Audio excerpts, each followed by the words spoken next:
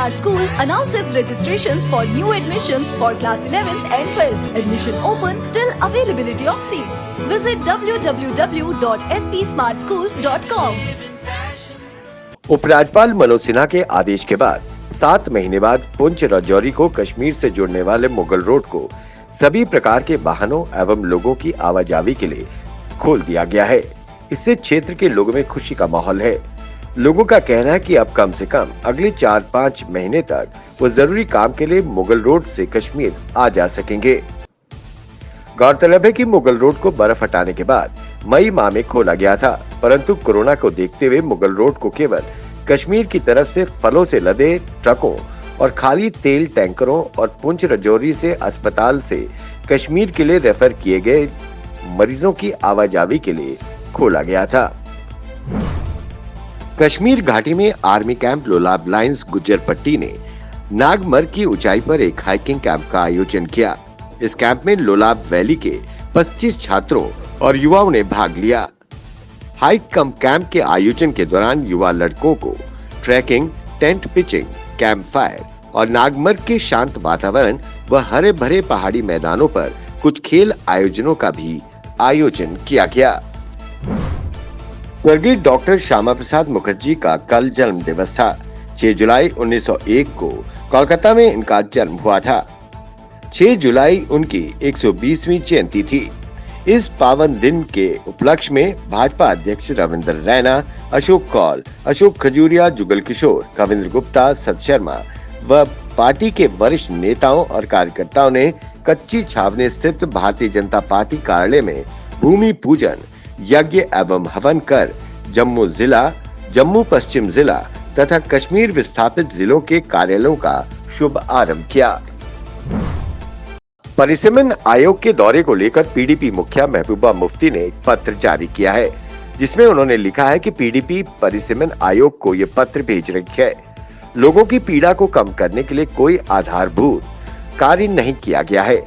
राजनीतिक गतिविधि के लिए कोई विश्वसनीय कदम नहीं उठाए गए हैं, जिसको देखते हुए परिसीमन आयोग की बैठक में पीडीपी शामिल नहीं होगी।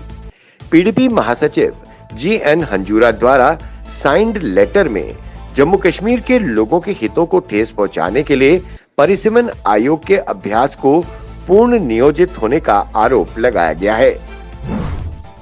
शोपियां बीजबहारा सड़क पर 5 साल बाद फिर काम शुरू हुआ है। ये सड़क 100 गाँव, 5 तहसील मुख्यालयों को जोड़ता है। इस इलाके के ग्रामीणों ने काफी लंबे समय से मांग थी, क्योंकि सड़क पूरी तरह से क्षतिग्रस्त हो गई थी। वहीं जनता द्वारा डीसी शोपियां और आरएनबी विभाग के अधिकारियों का सड़क का काम शुरू करवाने के लिए शुक्रिया अदा किया गया। बनिहाल के चापनारी क्षेत्र के लोगों ने ग्रामीण विकास विभाग बनिहाल पर गंभीर आरोप लगाए हैं।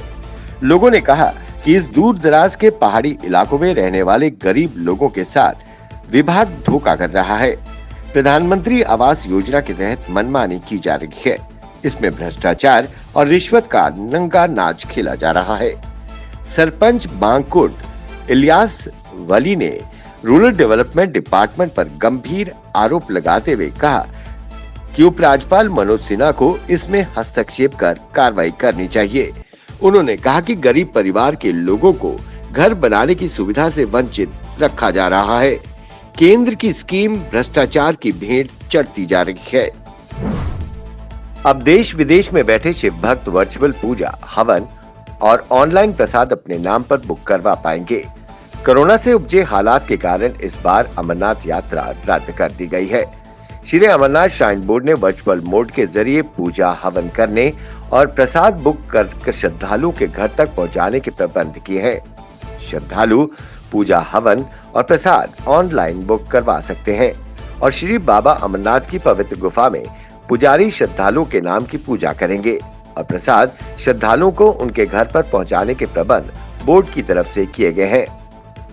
श्री बाबा अमरनाथ के श्रद्धालुओं को निजी अनुभव करवाने के उद्देश्य से उपराज्यपाल मनोज सिन्हा ने मंगलवार को श्री अमरनाथ श्राइन बोर्ड की विभिन्न ऑनलाइन सेवाओं को लॉन्च किया। पीडीपी प्रमुख महबूबा मुफ्ती की मां को मंगलवार को ईडी की ओर से समन भेजा गया है।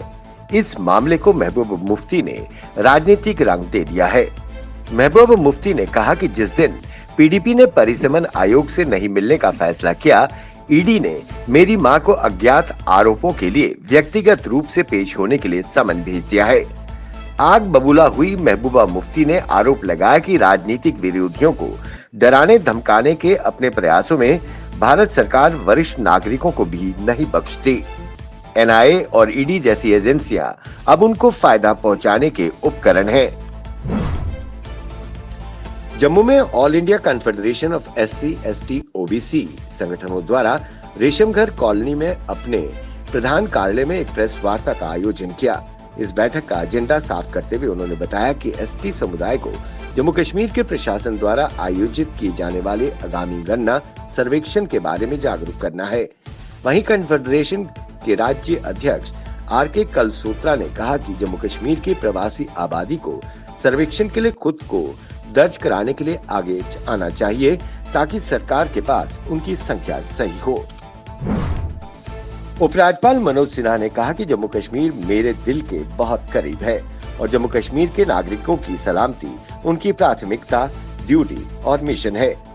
सरकार ने छोटी अवधि के भीतर 150 नए कदम उठाए हैं और सुधार लाए हैं। हम जम्मू कश्मीर के युवाओं का भविष्य बना रहे हैं और उनके लिए बेहतर नौकरियों की संभावनाओं को खोज रहे हैं।